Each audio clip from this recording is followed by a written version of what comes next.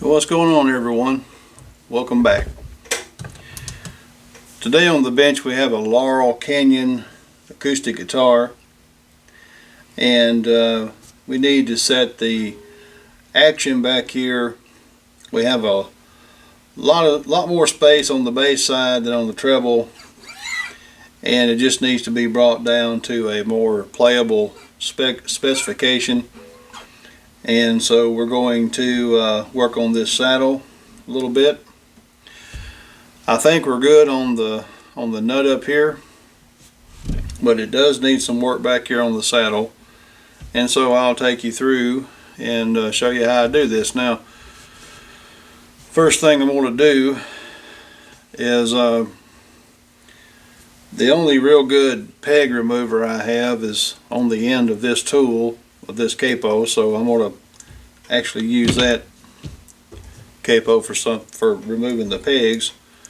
So I'm going to use this capo to keep the strings in place. Just lock them in. Well, actually, let me loosen the strings first. That might be helpful.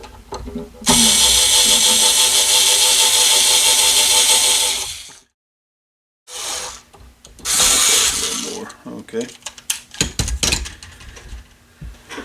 Now we're going to capo these strings to the fretboard so that we don't lose our grip over here. Now we want to be careful not to scratch anything. These pegs look like they've probably never been taken out. I don't know. Maybe they have. All right. Now,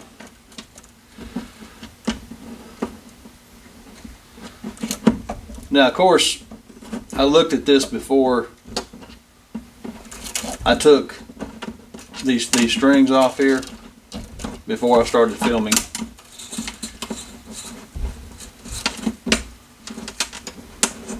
And I saw what the guitar needed. Come on.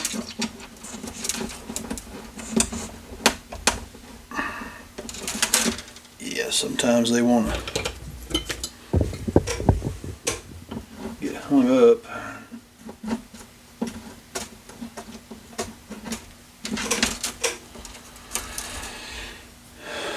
Another thing you can do is take these ball ends, and if you got a little alligator clip deal here, just set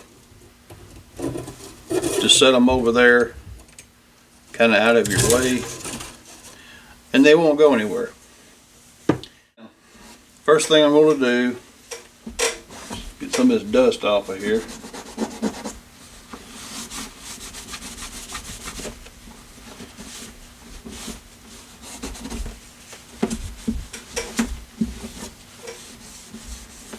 Alright.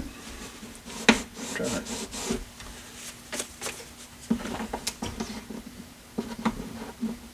Now, this saddle is kind of loose in here. Sort of regret that. It's been shimmed. That's what they've done. Oh, I don't think the shims are doing this any favors. Wow, yeah. I'm going to save these now. I may end up using one. And maybe they were just in there on the sides of the saddle. Maybe they weren't up under here, but just on the sides to brace it. Maybe that's what they were doing. Well, it doesn't need that.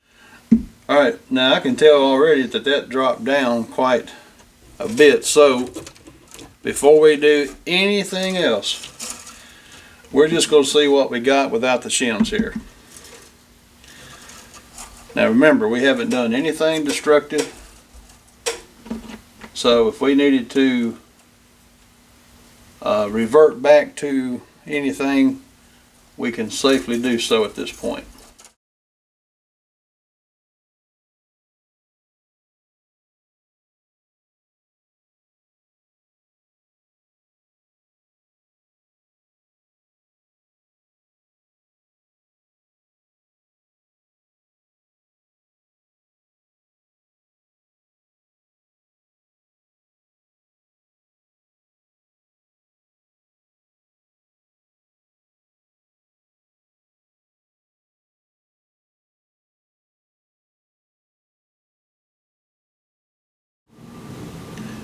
I'm gonna kind of feel, it feels as if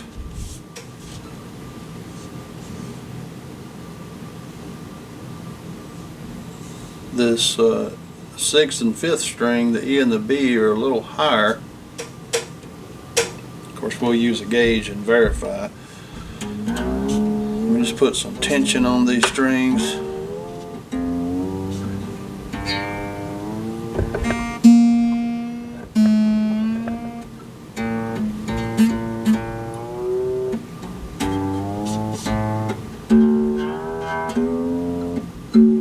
I'm not worried about pitch right now, being up to pitch.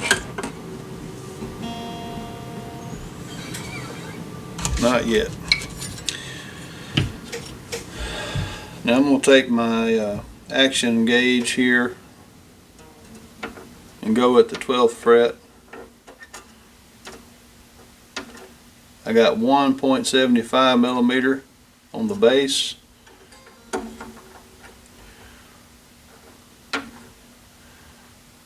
1.5 millimeter on the treble.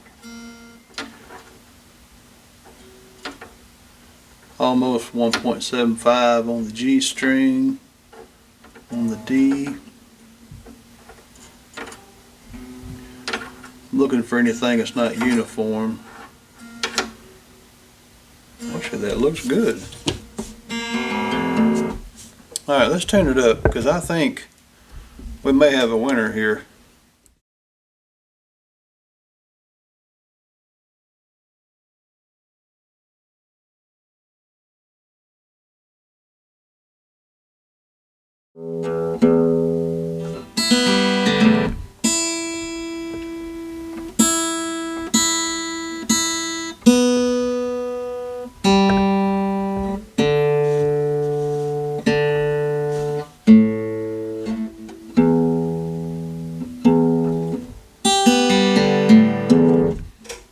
Alright. It's still, just by sight, it's still a little higher than the treble, which I know most people prefer that, and that's totally fine because you got a bigger string in motion there. So we're still at 1.5 millimeter on that side. We're at really at 2 millimeters now on the bass side, since we got it we got the guitar totally in tune, so it's got that extra pressure and it's created a little more clearance between the bottom of the string and the frets on the fretboard. Now what I'd like to do is just obviously,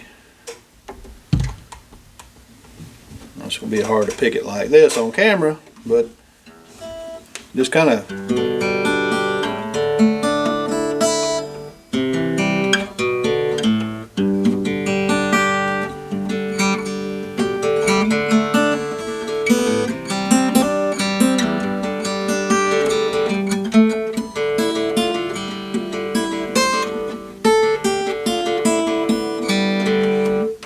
sounds good. I'm thinking, just because I like to do a really good job, I would like to drop the bass side. Now this is one reason why I wanted to film this, because this gets real tricky. But I want to film we want to drop this down the bass side. We're going to leave the treble side alone, and we are not going to reuse these shims. Praise the Lord. Alright. So I may give them back to my friend, but anyway, we're going to leave the treble side alone, and I'm going to measure in the middle, let's say on the G and the D string, just to see where they are sitting in relation to the other two on the outside.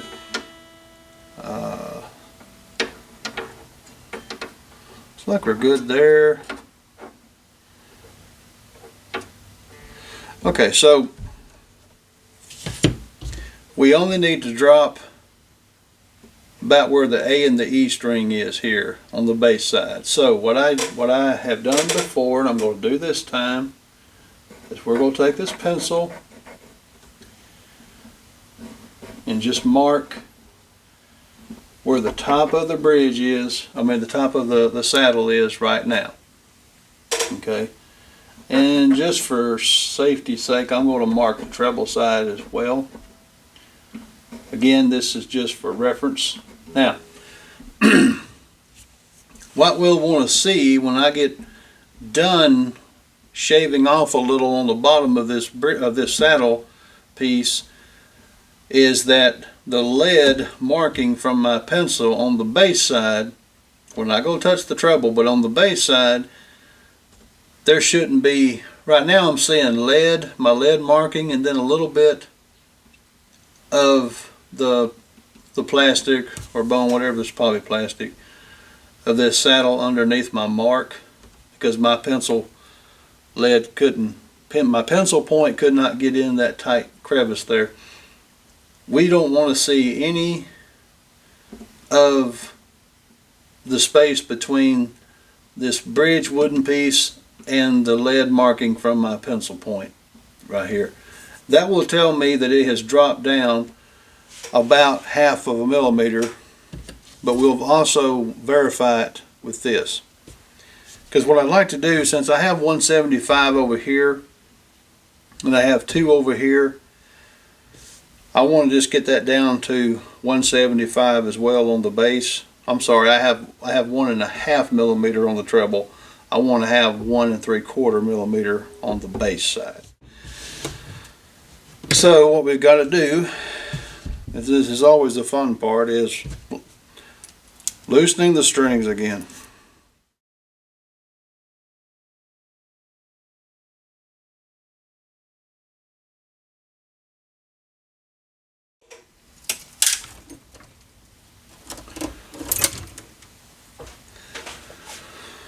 Okay, now I hope it picks up good on the camera. See, this is the bass side here, and I'm just going to take a straight edge, a known straight edge, and create just a little mark down here on the bottom where I'm going to be sanding, and then it'll tell me when to stop.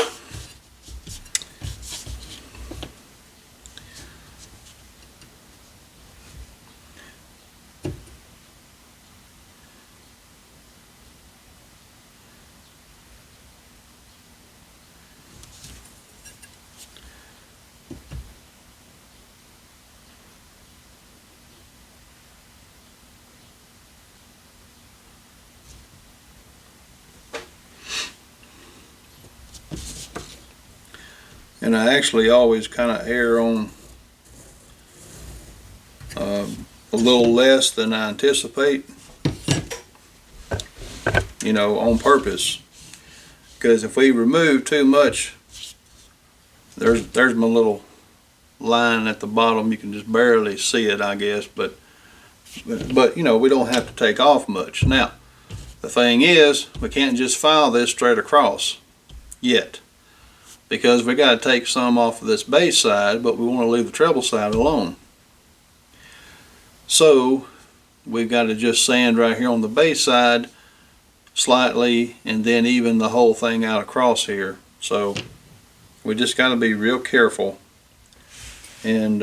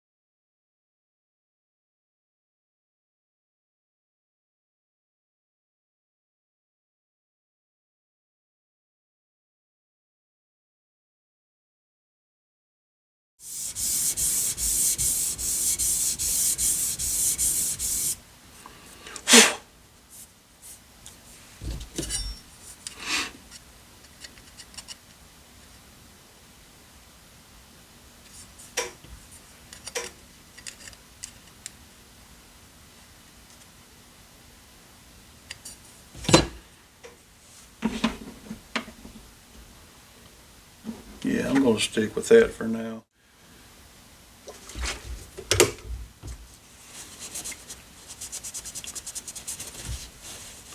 Of course, it'd probably work better on magic marker. No, it's getting that off.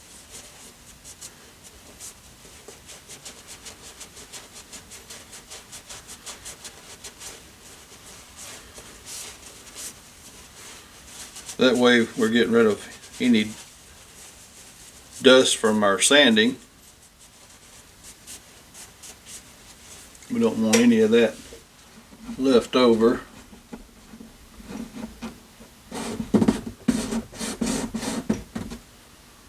Run that down in there and clean that.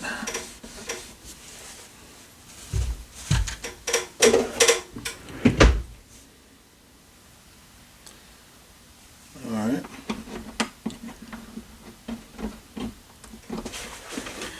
So now let's, now something I want to do real quick. I don't want to give, a whole lot of attention to this, but I can't let a guitar go off the bench without getting a little bit of sprucing up. Don't know what I mean?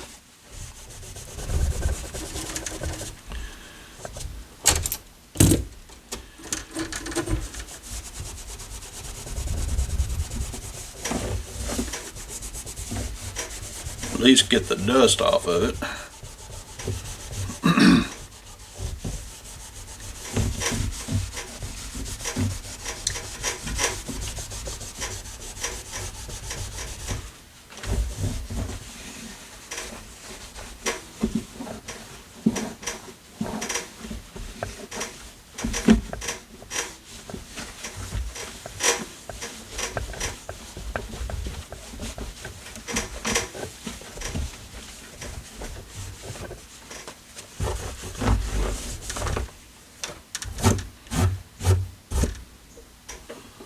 And it has been played some.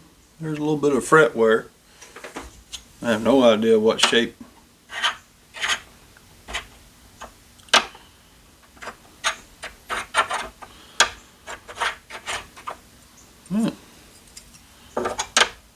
There's no rocky frets yet.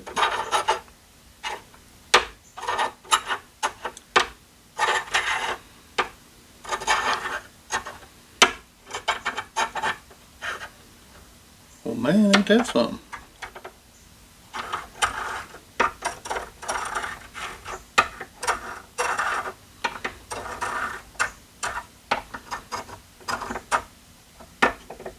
A little bit right there.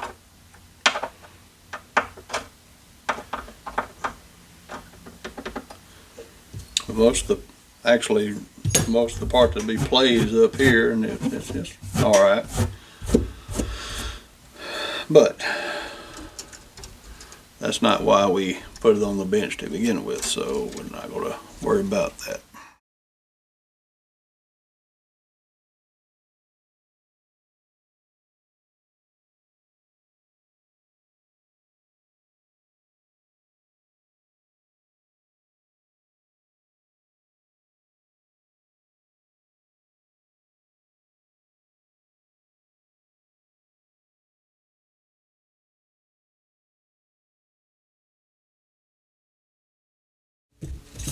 Let's just see where we're at right now before we even tune up. Well, it looks better already.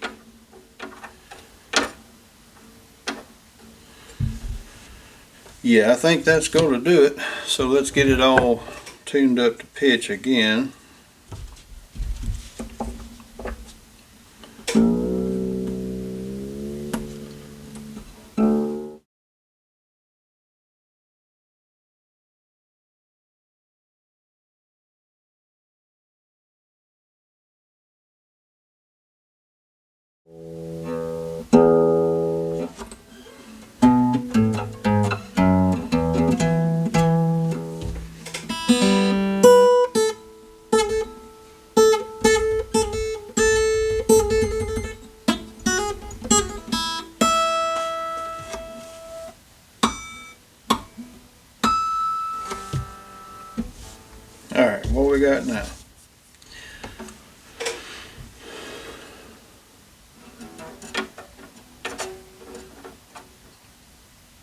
folks, we landed right where we wanted to be. 175 on the bass,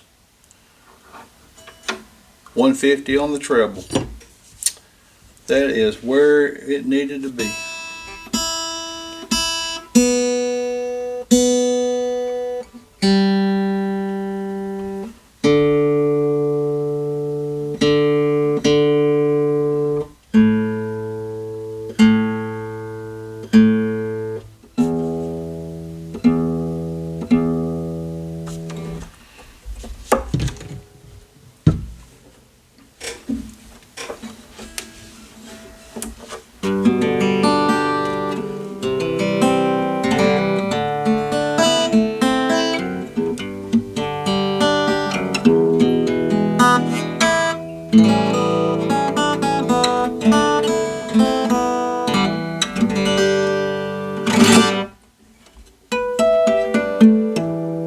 Yep.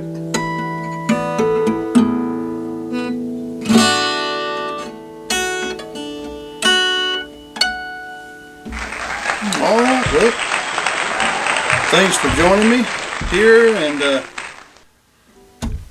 always appreciate y'all stopping by and giving us a fair chance here.